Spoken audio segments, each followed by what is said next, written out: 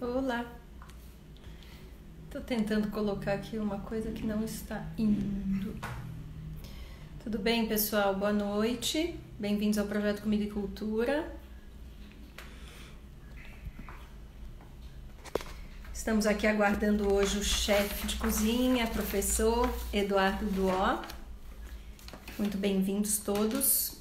Ele deve estar chegando. Oi, Luísa. Saudades. Vizinhas que não se veem há tanto tempo. Presos pela pandemia. Esse ano não tivemos a nossa festa junina, né, Lu?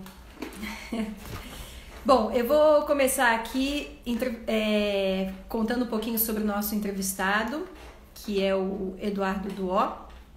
Ele é mestre em jornalismo, ele também é pós-graduado em cultura gastronômica, ele é consultor de restaurantes há 20 anos, foi sócio e chefe de alguns restaurantes aqui em São Paulo, dono de algumas... Espera um pouquinho, gente, eu vou colocar o fone no lugar aqui que eu não tô plugado. Pronto. Oi, Du. Oi, Ari. Tudo bom? Tudo. Eu estava aqui te apresentando antes de você chegar. Muito bem-vindo. Maravilha. Então, estava contando que você fundou, foi chefe, proprietário de dois restaurantes aqui em São Paulo, Santa Gula e Santa Pizza, e também de duas pousadas, uma na Ilha Bela, que foi o Barulho d'Água, e uma em Piedade, que é o Ronco do Bugio. Ele é professor também há mais de 12 anos de gastronomia e atualmente está à frente do espaço Jaguaribe de Eventos. Então, primeira coisa, Duó, muito bem-vindo. Obrigado por ter aceitado o nosso convite aqui do Comida e Cultura. Prazer conversar com você. Prazer é meu estar aqui. Vamos lá trocar um pouco de opiniões nesse momento tão complexo que nós estamos vivendo. Pois é, muito complexo. E é o que está... Você sabe que é uma coisa que está me salvando são essas lives, né? Porque é um prazer poder toda terça e quinta, sabe, estar conversando e contracenando com uma outra pessoa, e parece que isso vai dando um norte para a gente também, né? E falando sobre esses assuntos que a gente gosta tanto de falar, que é comida e cultura. Com certeza. Bom, vamos começar, acho que contando um pouquinho sobre a sua trajetória, né? Porque você é formado em jornalismo, foi roteirista durante muitos anos, inclusive, né, de programas educativos, né? Isso. E depois foi para a área de gastronomia e de hotelaria e fundou alguns restaurantes, pousadas, enfim. E depois foi para a área de educação, propriamente dita, trabalhando como professor. Conta aí um pouco de tudo isso que você viveu, essa sua jornada. Ufa! Só de Muita coisa. pensar já dá um certo, né?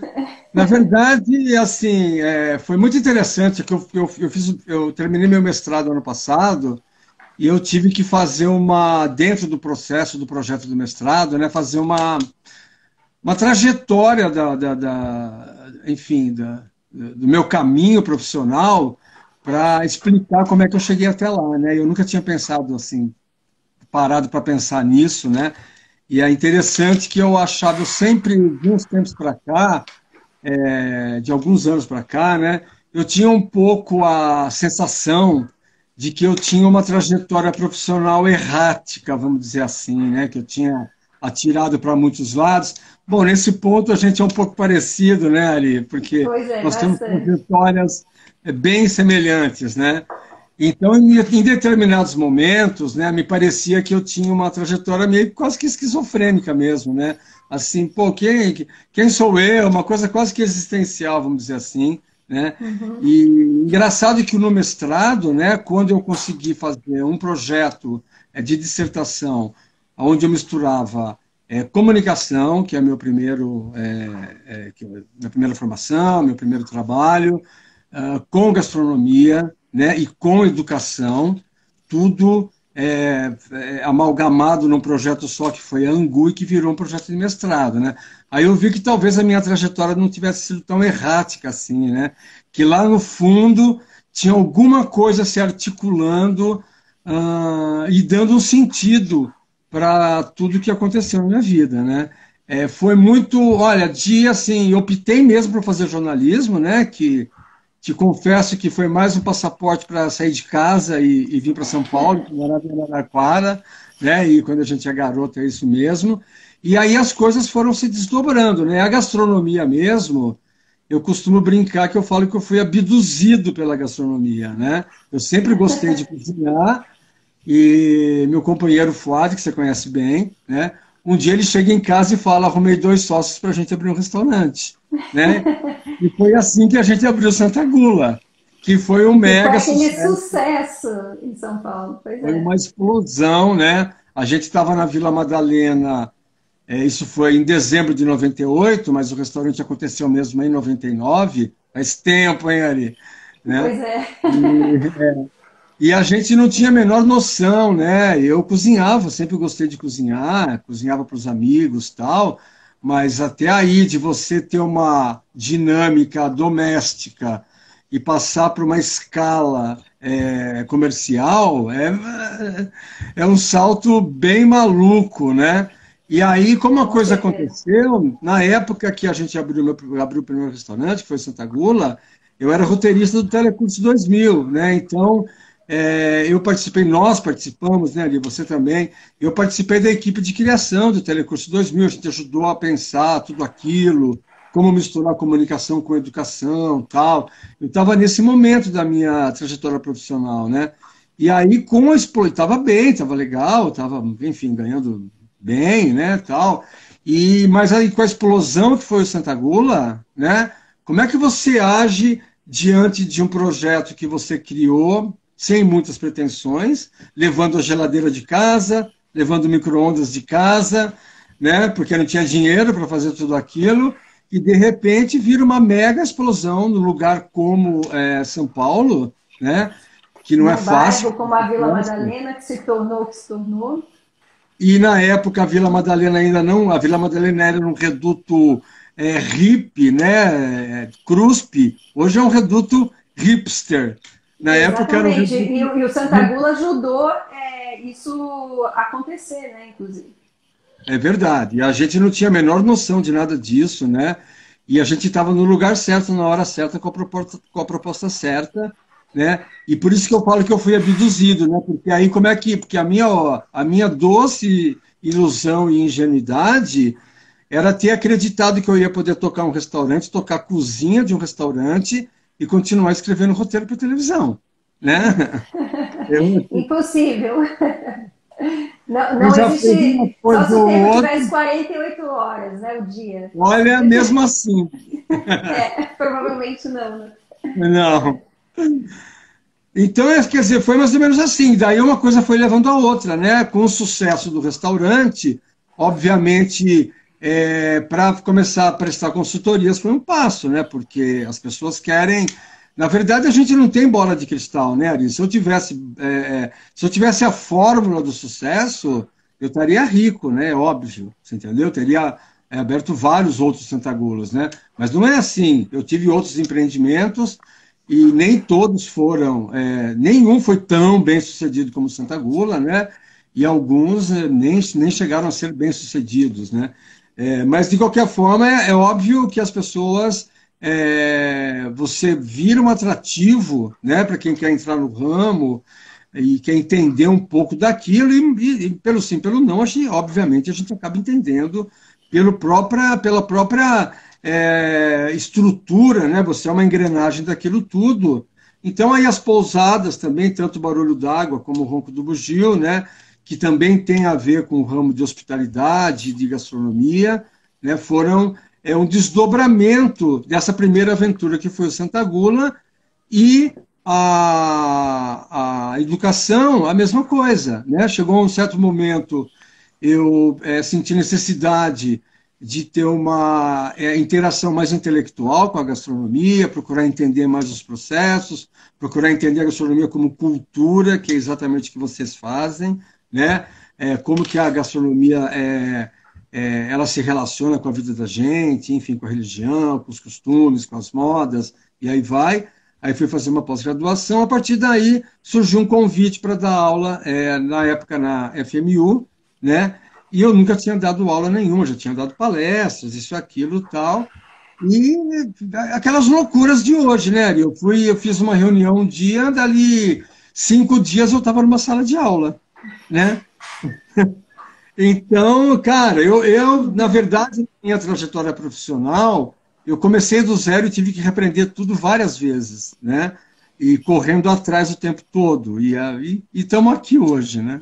Mas é interessante porque parece que o mundo hoje não aceita que a gente seja múltiplo, né? Que a gente, quer dizer, hoje eu acho que começou a aceitar, para te falar a verdade, mas durante muito tempo eu acho que o mundo não aceitava isso, né? As pessoas têm que ter uma escolha, uma carreira e se fechar naquela caixinha, né? E se você pensar nos primórdios da humanidade, não era assim, né?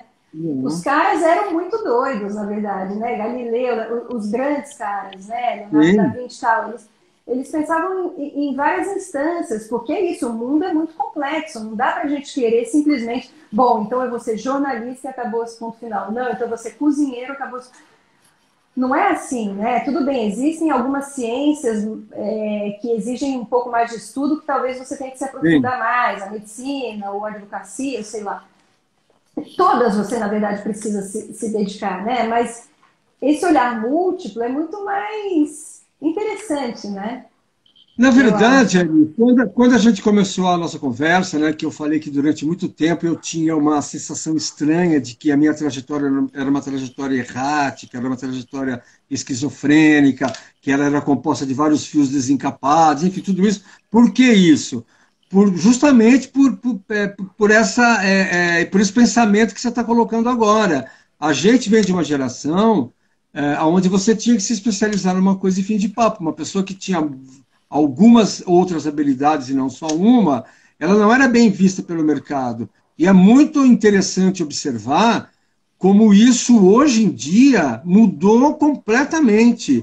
Uma pessoa hoje, ela que só tem uma habilidade, ela não é mais tão bem vista pelo mercado como uma pessoa que tem 4 ou 5 habilidades. Porque mudou tudo, Exatamente. mudou a economia, mudou o mercado, mudou a dinâmica, né, da sociedade.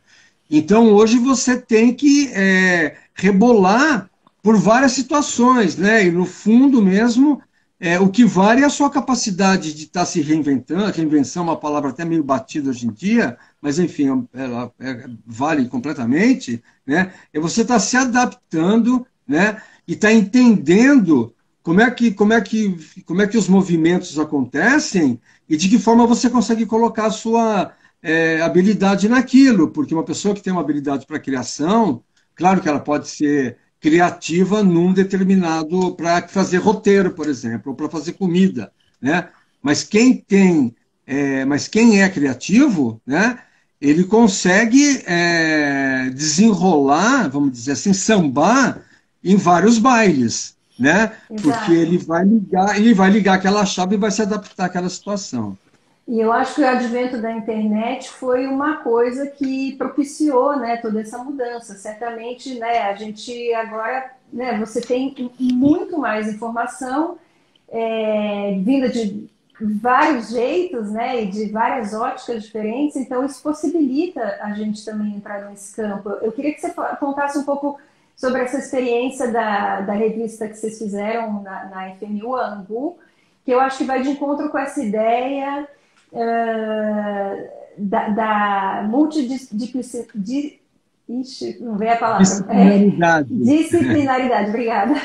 Né? Que eu Isso. acho que é exatamente isso, que hoje em dia a educação não pode ser pensada simplesmente como você mesmo fala, né? Que eu já ouvi você falando isso, uma lousa e um giz, né? Não existe mais isso, né? Então, como isso está se dando atualmente? Eu queria que você contasse dessa sua experiência, que é super interessante e muito atual, né? Então, vamos lá. A ideia de fazer Angu, que é uma revista, para quem não conhece, né, tá uma revista, ela está disponível na plataforma Issu, né, é só digitar lá.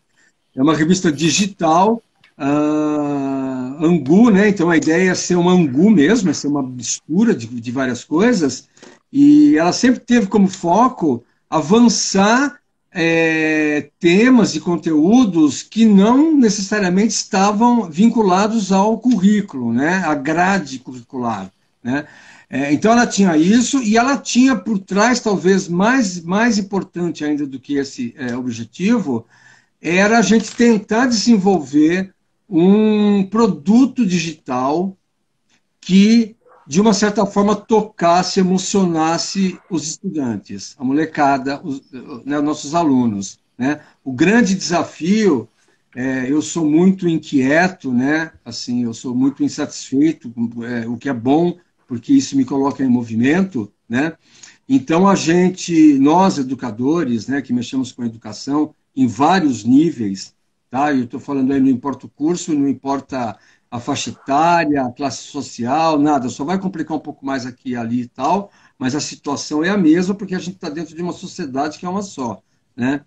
O grande desafio hoje é a gente conseguir fazer com que a educação seja relevante, né? Que os alunos consigam enxergar naquilo alguma utilidade, porque a verdade é que muitos e muitos alunos acham aquilo um grande porre, um pé no saco, você entendeu? Ir para a escola nos moldes da escola da qual nós viemos, que é a escola do século XX, que é a escola de Lousa Diz, né?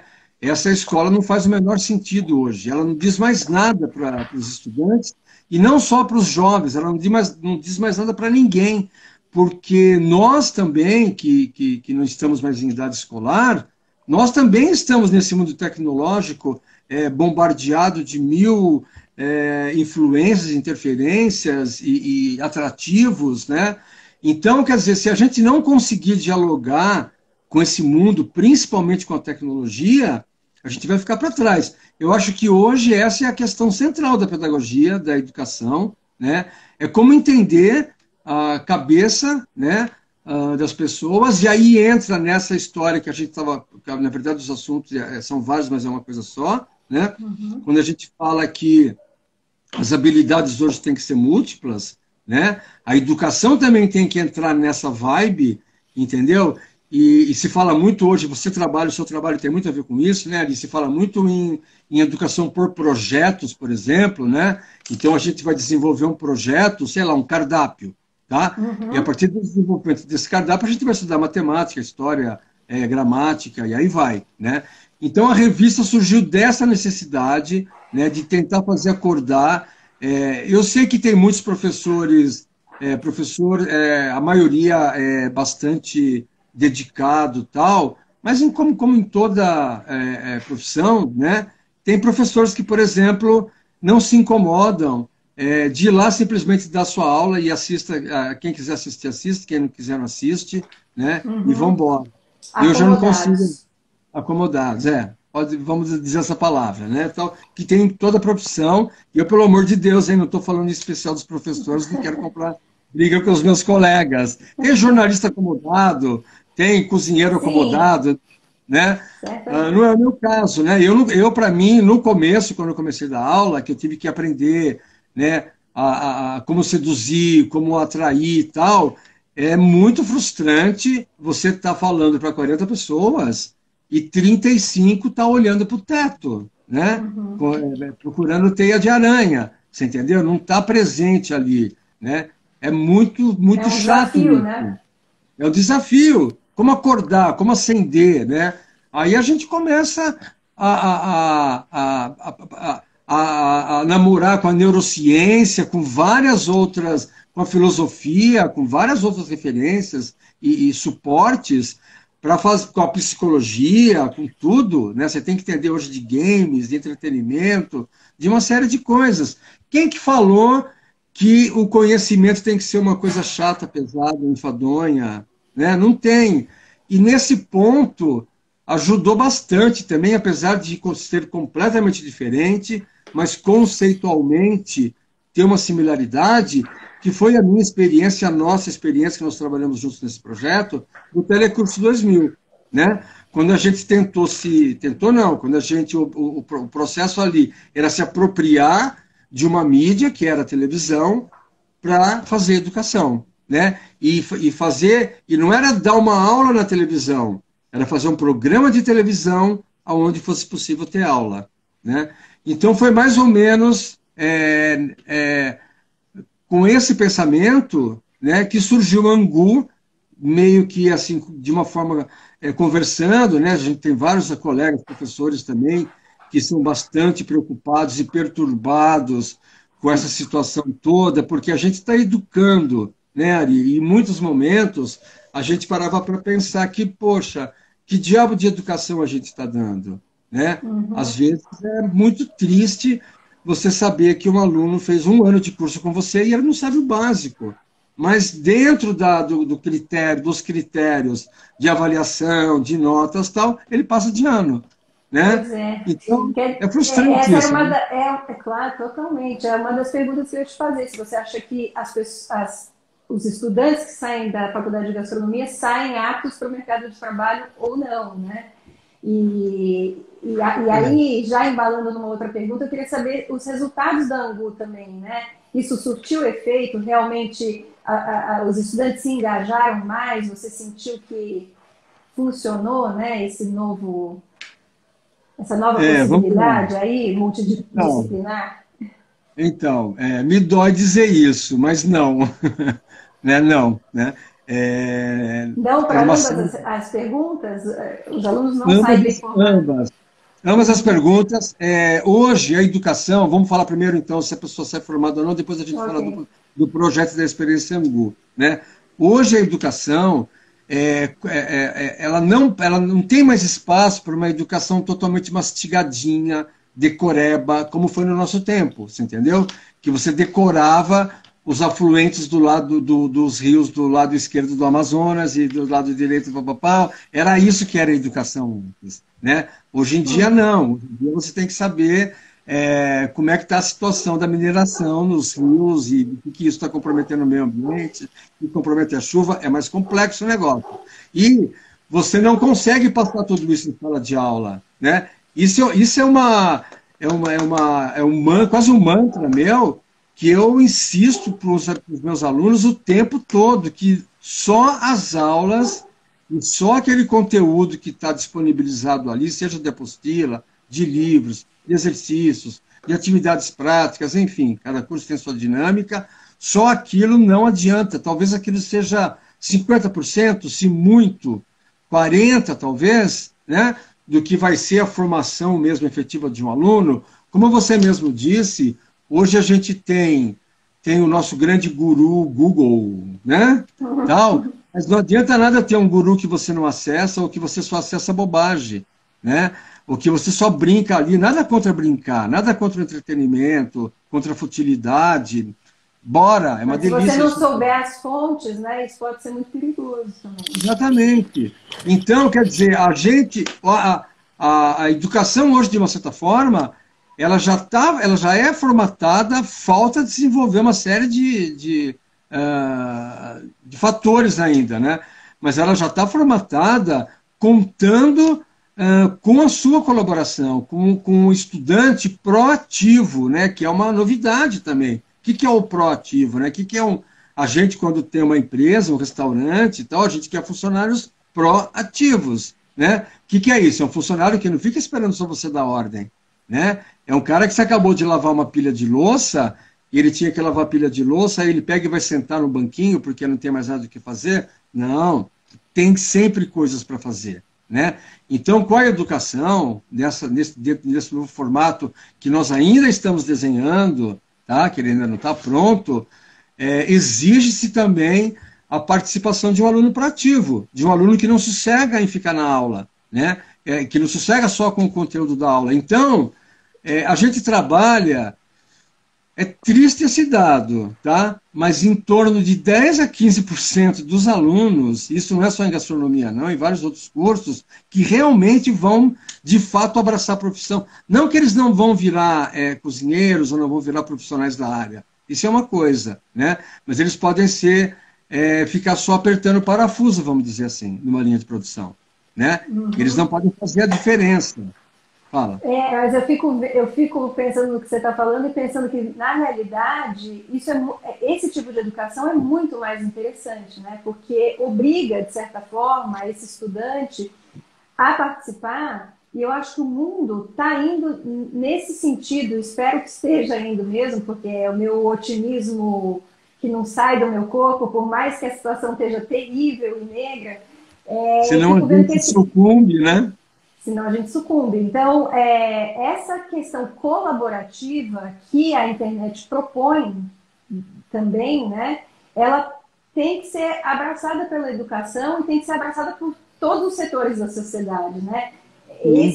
Eu acho que essa geração que veio é uma geração muito mais colaborativa do que a nossa também. Então, isso dá até uma certa esperança no ar, assim, poxa, né? Mesmo que sejam pequenos grupos, pequenos projetos, se forem colaborativos, de alguma maneira parece que a situação pode ser transformada, né? Sim, mas isso, eu não tenho dúvida também, eu também sou um eterno esperança, eu sou um eterno romântico, um idealista, né? Eu acredito sim que é possível a gente fazer um mundo melhor, senão também nada disso faria sentido, nem essa conversa, né? Tal. Mas assim, tudo isso tem que estar conectado a um processo, a um projeto muito mais amplo, que envolva os pais, envolva os governos, né? A gente tem aqui um problema. Eu não vou entrar em política, não, juro por Deus, prometo. Eu estou falando de uma maneira genérica, né, tal. Enquanto a gente não tiver uma política pública, não é de agora isso, não, isso vem de muito tempo, tá? Uma política pública clara, definida para a educação, né, e que não importa quem entre ou quem saia, tal, aquela política se mantenha, não tem jeito. Por que a Coreia do Sul virou a Coreia do Sul? Porque eles fizeram esse pacto na década de 80. Se não tiver educação, tipo assim, esqueça o que aconteceu até agora. Vamos preparar quem vem daqui para frente. E teve um pacto na sociedade com relação a isso, e aquilo virou quase um dogma, não se mexeu mais naquilo, né? Então não importa mais quem entrou ou saiu, foi mantido aquele projeto e deu no que deu, né? Vejam onde eles estão. Então exige uma integração, né? Uma entrega, mais do que uma integração, uma entrega mesmo da sociedade e o entendimento dessas novas plataformas e dinâmicas educacionais, né? Porque não adianta só... Teve uma época, viu, Ari, que eu, assim, me enfastiou um pouquinho. Você sabe que sala de professor é um local muito interessante, né? Dali rola muitas reflexões sociológicas, antropológicas, e aí vai, né? O professor é muito interessante e tal. E tinha muita coisa de meter o pau no aluno o tempo todo. Você entendeu? É quase né? É quase um mantra dos professores. Rapaz, chegou uma hora, eu falei, será que só os alunos mesmo que estão errados, entendeu? Será que a gente não está também... Como assim, né? A gente é o máximo, né? Nós queremos tudo de bom para todo mundo, e os alunos que estão errados. Quer dizer, cadê a nossa capacidade de reflexão, de entendimento dessa nova geração e de também se reinventar? Porque também, no fundo, tem uma grande insegurança, as pessoas não querem sair da sua zona de conforto. Exatamente. Né?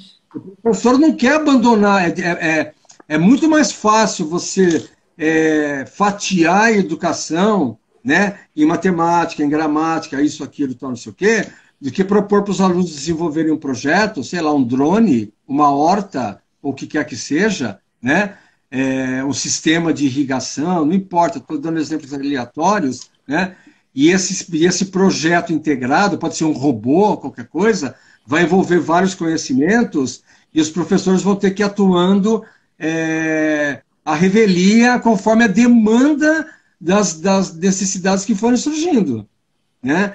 Então, quer dizer, você sai da sua zona de conforto. Uma coisa é você entrar lá e dar uma aula que já está programada no seu PowerPoint lindo, com seus slides e tal. Hoje nós vamos falar disso, disso, disso. Outra coisa é você ir para uma aula completamente aberta, né? Esperando uma interatividade, esperando o problema surgir. Esse que é o grande lance. Por que o trabalho com projetos é legal? E por que a gastronomia e os trabalhos que você desenvolve com as crianças é muito importante e encaixa muito nisso, né?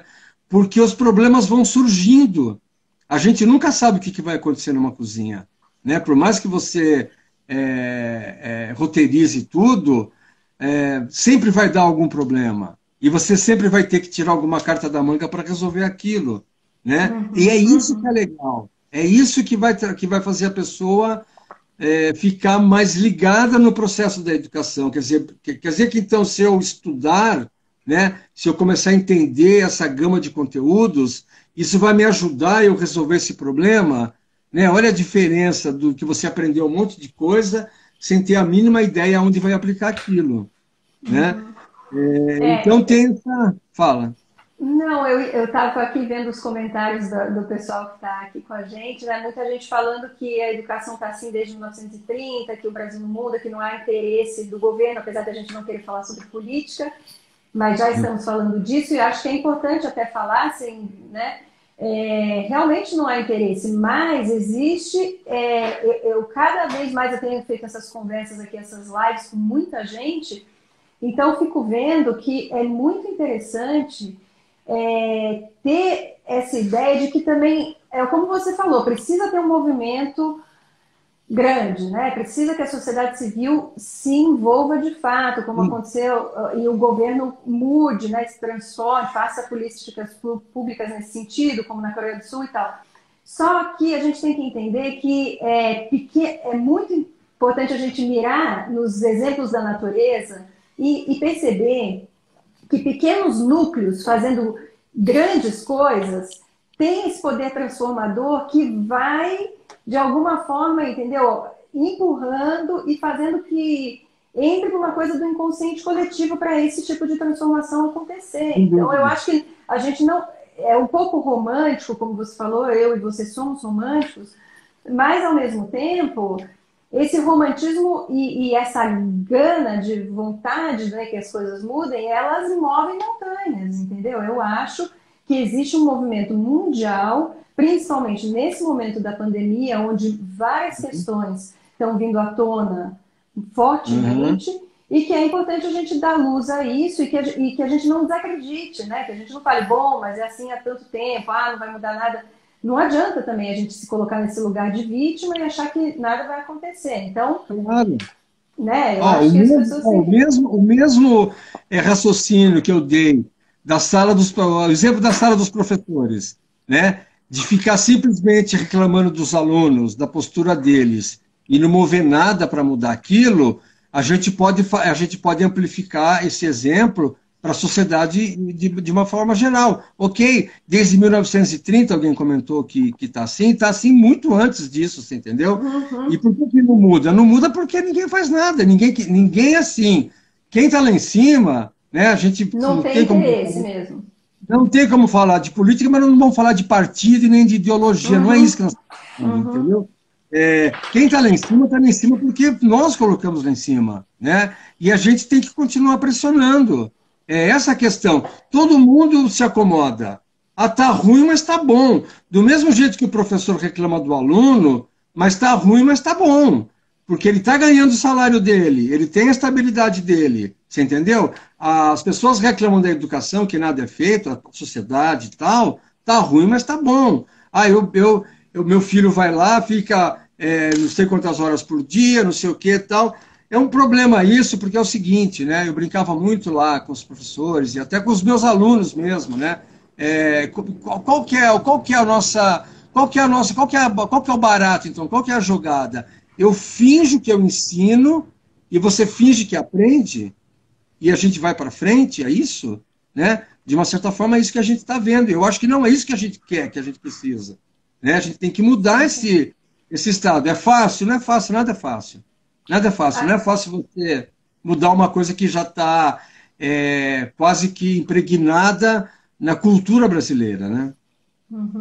Então, eu vou até te pedir licença para contar para quem está nos assistindo que não conhece o Projeto Comida e Cultura, o que se trata, né? O projeto, a gente está em duas escolas de São Paulo, a gente participa do currículo delas há 3 anos já, e qual que é a proposta? A gente quer ensinar as crianças a cozinharem, então, para elas terem autonomia, liberdade, enfim, o ato de cozinhar te proporciona milhões de coisas, né, e principalmente desde a infância, e a gente começa desde a primeira infância mesmo, de 1 ano, então a gente começa só sentindo texturas, aromas e fazendo misturas e tal, né, abrindo o paladar das crianças e aumentando o repertório delas, até elas saírem com 10 anos, são escolas particulares, sim. Alguém perguntou aqui.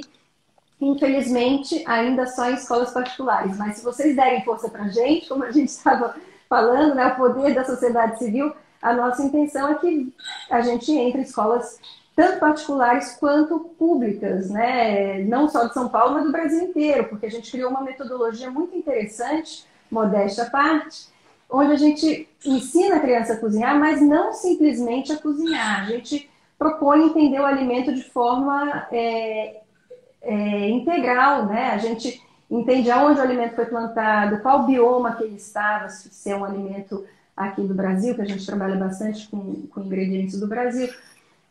Quem é que produz esse alimento, quem é que faz a colheita, como é que ele chega até a gente, né? Quais são as pegadas que a gente vai deixando no meio ambiente, qual é o desperdício que acontece em toda essa cadeia, por que comprar do pequeno e não do grande, fala de monocultura, fala de transgenia, fala de orgânico, enfim, tudo isso de uma maneira muito orgânica mesmo dentro das próprias aulas, fazendo comida. Então, a gente percebe, durante esses anos que a gente tem trabalhado, como isso pode ser realmente transformador, entendeu? Ele é o que você falou, como cativar os alunos, né? A gente cativa eles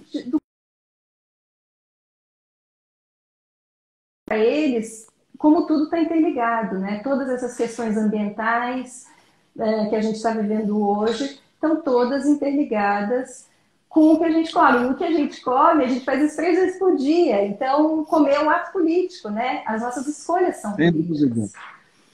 O trabalho aí eu queria até te perguntar, pegando o gancho, desculpa te cortar, eu queria entender se nas faculdades de gastronomia existe esse olhar, existe alguma matéria que fale sobre isso, que dê esse norte, porque isso está sendo falado agora, né? Veio muito à tona. Então, eu queria saber se isso está dentro da faculdade de gastronomia ou não.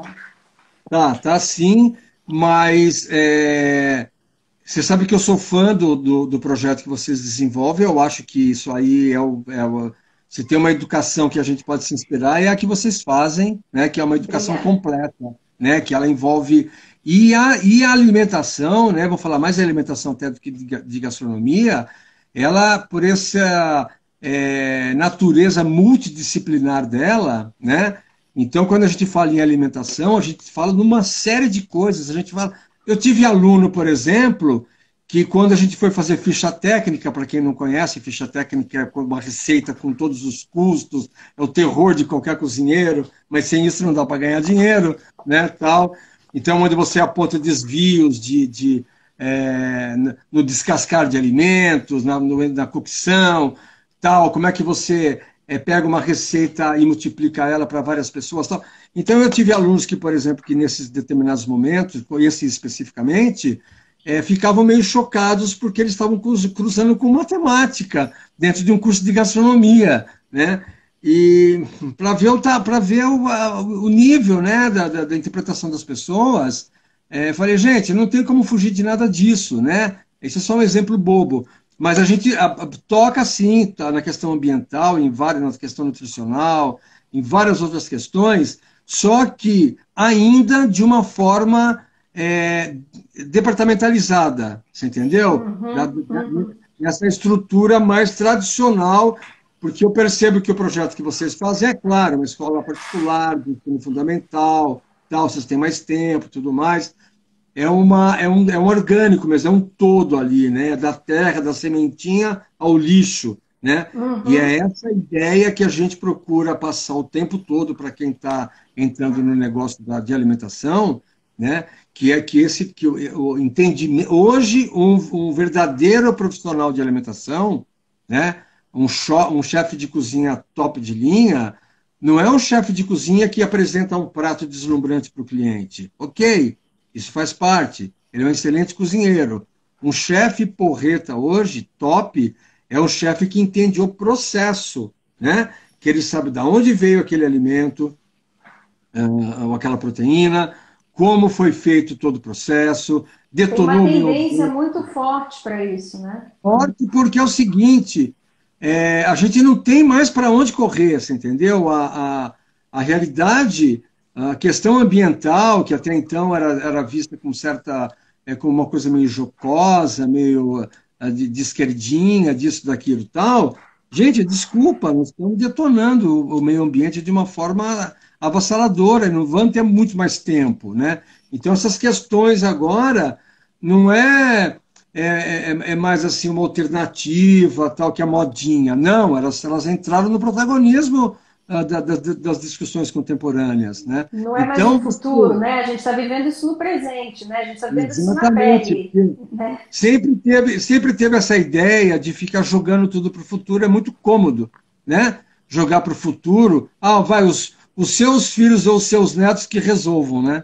Não é? Pois é. Tem uma Agora, ideia você meio acha que assim. o lado bom da pandemia, se é que a gente pode dizer que existe algum lado bom num horror desse todo que a gente está vivendo, é, essa tomada de consciência, vamos dizer, de uma.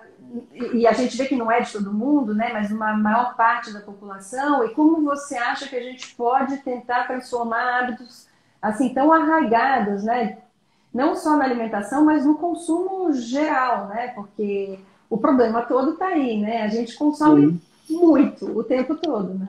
sim, sim, sim. Eu acho que a gente pode transformar na base da porrada mesmo, né? Que, é o- que é o que é o que está acontecendo. A gente levou uma porrada gigantesca, né? E é uma porrada, pela primeira vez a nossa geração, eu acho que desde nem a gripe Nem a espanhola gente, teve essa dimensão, né? Nem a Segunda Guerra Mundial teve essa dimensão, porque a Segunda Guerra Mundial ela poupou, né, muitos cantos do planeta aqui e ali que nem nada, né? Isso que está acontecendo agora é uma experiência traumática coletiva global, que abrange todo mundo. Então é uma coisa, não tem cor, não tem raça, não tem continente, não tem nada. Parou, cara, é inimaginável você pensar que iam fechar todos os shoppings, todas as fábricas, é uma coisa que se alguém contasse que isso fosse acontecer um dia, é mentira, né? Então, claro que isso causa um impacto, quando eu falo porrada é nesse sentido que eu estou falando, né? Esse impacto está fazendo a gente pensar em muitas coisas. Eu acho que tem que tomar um certo cuidado com isso, tá? Tem aquela ideia de que as pessoas vão sair mais bacaninhas, mais rosinhas, mais azuisinhas.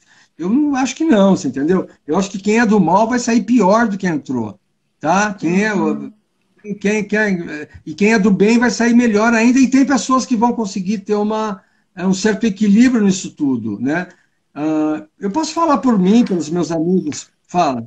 Não, eu ia te perguntar, porque com a pandemia a gente teve que. A educação parou, né? Em certo sentido, Sim, então a gente começou a dar aulas online, aulas virtuais, né? E você já tem uma experiência com aulas EAD também, né? À distância. E eu queria que você contasse um pouco sobre isso e aproveitasse para dizer: você acha que é possível aula de gastronomia à distância? Como é que funciona isso, né? eita! Ixi, esse assunto na verdade, é assim, né? É um assunto bastante controverso, mas que com a pandemia mudou o foco completamente, né?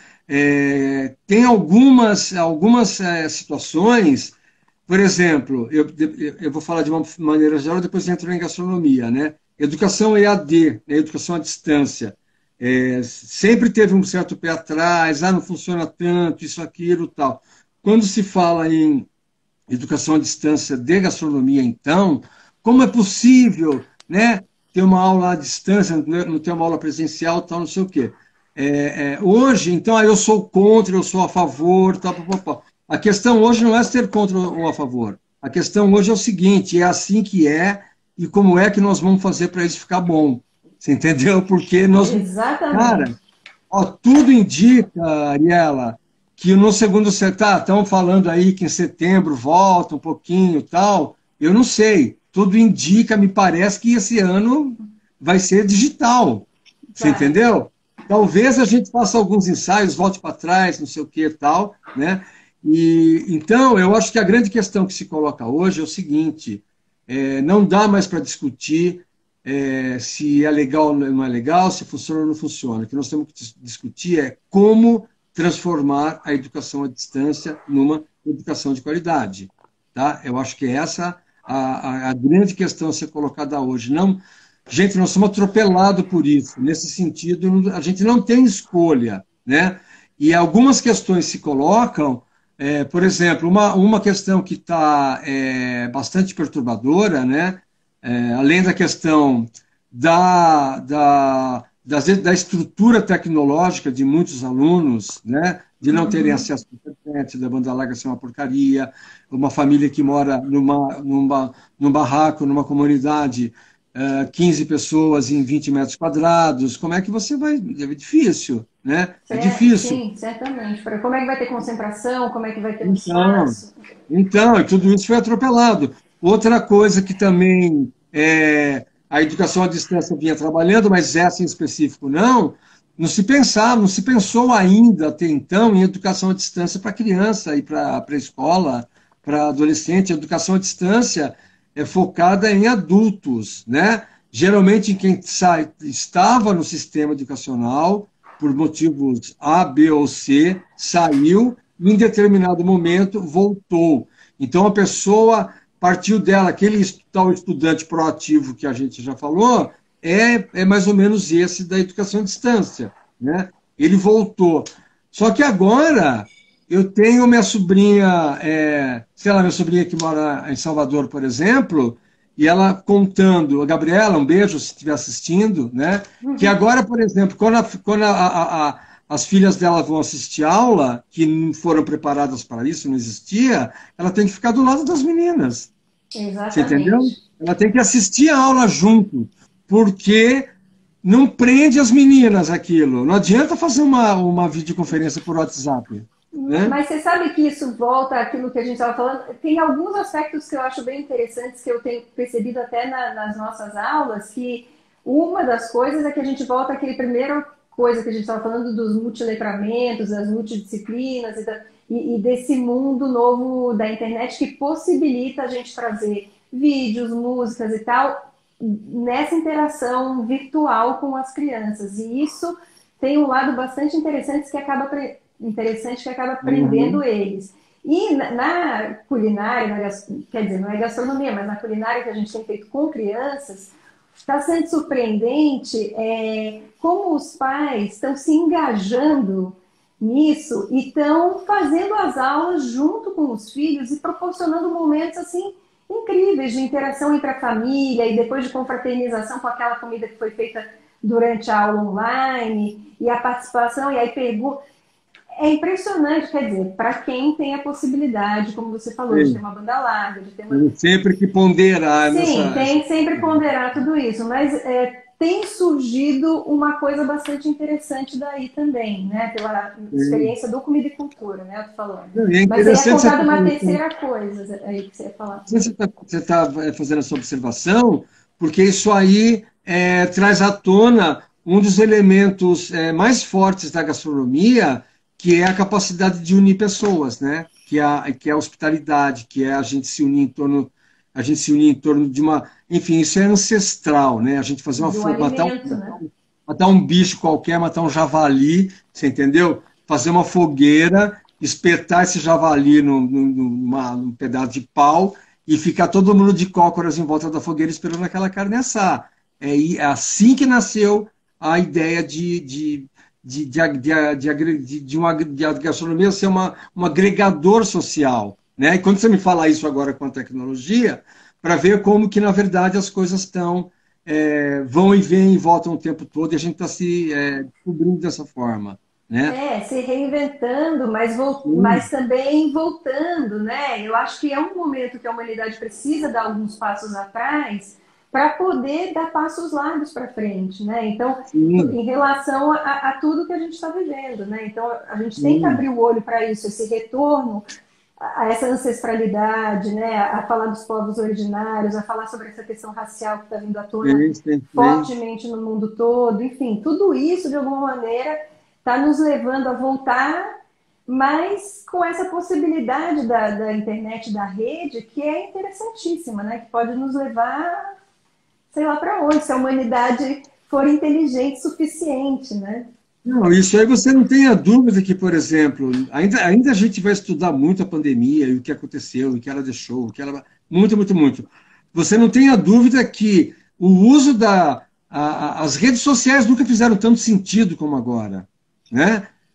Porque eu fico imaginando se não tivesse nada disso, como é que a gente estaria vivendo, passando por essa situação, né? Você entendeu? Uhum. Então, quer dizer, ela fez um sentido, ela criou, ela teve uma relevância, né? E muitas outras coisas, e a gente vai acabar descobrindo, quer dizer, aí você passa, por exemplo, para algumas empresas, quantas viagens, quantas reuniões que não precisam, de fato, ser feitas presencialmente, as pessoas não precisam perder 2, 3, 4 horas no trânsito num dia para fazer uma Gastar um reunião de uma monte hora. de combustível fóssil, emitir não sei quantos gases, né? A Cláudia É, está falando, que está assistindo a gente, a retomada do vidro como embalagem e reciclagem, né? Não só a reciclagem, mas agora a devolução dos cascos, né? Que era uma coisa que na minha infância se fazia muito, depois perdeu, né? Garrafa, vidro, tchá, joga no lixo. Leva 4.000 anos para aí o máximo era vidro fazer se lixo, desfazer. né? Né? Em Exato. determinado momento do desenvolvimento da sociedade, o grande barato era gerar lixo e não reciclar. Exatamente. Né? Então, Pois é, então quer dizer, tudo isso está sendo despertado e as empresas, o que está sendo interessante também, e espero que seja real, né? As empresas, as indústrias estão tendo que se reinventar, estão tendo que mudar as diretrizes e estar atentas, né, ao que está acontecendo no planeta e se a gente, como consumidor, muda, aí eles são obrigados a mudar de fato, né? Porque tem muita empresa que muda para inglês ver, né? Faz uma coisinha aqui, outra ali. Mas a gente precisa de uma mudança real, né? Então, olha, só para você você está dando um exemplo muito legal. A Verusca está aí. Verusca, beijo, minha colega professora nossa. Então, nos tornamos mais produtivos, com certeza. E tem muita gente que está falando que a gente está trabalhando mais até, né, nesse tempo. É isso que você falou agora, Ari. Tem um exemplo quentinho agora, que é essa história do Facebook, você entendeu? Quando as empresas, só quando algumas empresas deixaram de patrocinar, investir, comprar espaço publicitário no Facebook, e aqui o Facebook se movimentou para ir atrás dessa história de fake news e tal, não sei o quê, né? Estou falando nem vou entrar no Brasil, tá, gente? Estou falando do mundo, tá? Mas foi uma pressão econômica. E nós, como consumidores, a gente tem que essa arma que é o nosso cartão de crédito, cara. A exatamente. gente escolhe as empresas que a gente quer comprar, entendeu? E essas empresas vão ter que acordar também na porrada, para tentar entender o mundo que está acontecendo agora, né? Mas eu não queria perder o fio da pergunta e cair no lance da IAD da gastronomia, né? Que eu acho que isso é uma coisa que interessa muita gente, é legal a gente tocar nesse assunto. Eu confesso para você que eu, em princípio, era cético com relação a isso, né? Eu também achava que não era possível, né? Ainda bem que eu não sou um ser congelado, embalsamado, né? E eu estou aberto o tempo todo para rever minhas próprias posições, né? Então, na verdade, antes mesmo de surgir esse convite para ir trabalhar na FAM, que é onde eu dava aula presencial na FMU, onde eu fiquei por 10 anos, e estou há 2 anos na FAM agora, no digital, à distância, né? Antes mesmo de surgir esse convite, eu andei entrando em contatos com amigos, conhecidos meus aqui e ali, tal, que fizeram cursos presenciais de gastronomia, e claro que a minha curiosidade era muito grande para saber como é que era a dinâmica, como é que funcionava, se dava certo, se não dava, tal. E, para minha surpresa, a maior parte das pessoas diziam que sim, que era legal, que funcionava, e me davam exemplos concretos para aquilo, né? Então eu comecei a pensar como assim, por que tal, né? E aí agora, dando aula à distância, que também é uma forma de dar aula completamente diferente, né? Vamos dizer assim, a gente funciona mais como um tutor de disciplinas do que como professor. Não deixa de ser educação, mas é diferente, né? As aulas são gravadas, eu dou algumas aulas ao vivo, complementando aquele conteúdo que já está lá, e aí vai. Mas eu tenho alguns exemplos assim, né? Eu vou ficar em poucos, só para a gente poder refletir aqui e começar a ponderar, tá? Se uma coisa, se o presencial é tão mais incrível e fantástico, e o digital é tão horrível e superficial assim, né? Não, não é. Tá? Eu acho que, vamos lá, até então, o presencial é melhor sem dúvida, não tenho dúvida, não tenho nenhuma dúvida com relação a isso, mas, dependendo de determinadas situações, sei lá, eu tenho na minha turma, agora, nas minhas turmas agora, eu tenho 4 alunos do Acre, e nem são de Rio Branco, eles são do interior do Acre, tá? Incrível. De que outra forma, meu, é incrível, Ari, eu tenho alunos do Acre, eu tenho alunos da Serra Gaúcha, eu tenho alunos do interior do Paraná, eu tenho alunos do sertão da Paraíba, tudo numa mesma turma, né? Essa possibilidade é maravilhosa. Quando que esses alunos, esses meninos do Acre, que são meninos, têm 19, 18, 20 anos, e já trabalham em restaurantes, né? Mas sem nenhuma formação mais profissional, quando que eles teriam condições de ter um desenvolvimento profissional e um aprimoramento de técnicas, de conceitos, de conteúdos? Como que eles iam acessar esse mundo se não fosse através de um curso EAD? Essas pessoas estariam completamente marginalizadas, alienadas do processo educativo. Você entendeu? A Ana Carmen está falando uma coisa também muito interessante, que esse encontro de diversidades é maravilhoso, né? Exatamente o que eu estava pensando, que enriquece tudo, né? Não, demais.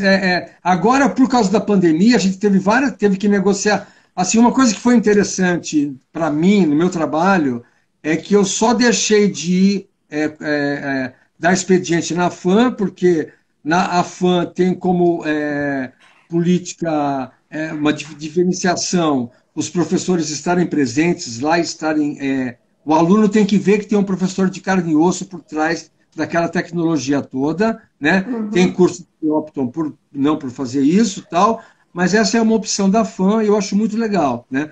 O que mudou foi que a gente deixou de ir lá e começou a fazer em casa, mas todo o nosso cronograma e nada foi alterado. E nada foi alterado, porque já era à distância, já tinha todo o material desenvolvido para isso. Tanto que agora eu estou em férias, os meus alunos estão em férias, né? A gente não teve férias adiantadas, nada disso, né? Agora, por exemplo, algumas coisas que foi até muito interessante, esses alunos do Acre mesmo. Numa das aulas que eu administro, vamos dizer assim, as palavras são todas diferentes agora, né? Peixes e frutos do mar. Imagina encontrar frutos do mar no interior do Acre agora. Nossa, tá? Impossível. Ou peixes marinhos, né?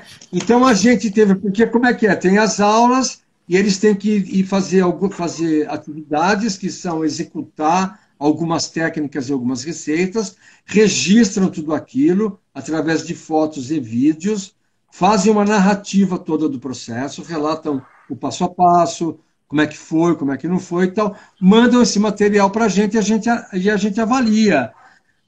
É uma avaliação perfeita? Não é. Falta colocar aquilo na boca, sentir e tal, falta, você entendeu? Mas, vamos lá. Mas por outro lado, está acontecendo, as pessoas vão, elas dá certo, não dá certo, quando não dá certo, entra em contato com a gente, por que não deu certo, faz assim agora, faz assado, tal. Ô, Du, eu vou te cortar um minuto. A gente tem 55 segundos para acabar a live, porque ela corta de repente. O papo está tão bom, tão gostoso. Voou, hein? Voou. Foi muito rápido. Então, para completar, eu tinha uma coisa, uma carta na manga para falar aqui, tal, então, que é o seguinte. Tem 30 segundos. As pessoas questionam a EAD à distância, mas ninguém questiona a Rita Lobo, ninguém questiona a Ana Maria Braga, ninguém questiona que não dá para aprender a cozinhar vendo programa na televisão. Nossa, isso foi maravilhoso. Alguém um dia falou, você quer uma receita, você vai no YouTube, você vai na Rita Lobo, você vai na Ana Maria Braga, vê aquilo e faz. E ninguém fala que fica pior ou melhor. E por que a educação também... Qual que é a diferença? Então, essa foi a sacada que eu trouxe para esse nosso encontro. E é bom que está sendo no final agora para as pessoas pensarem nisso.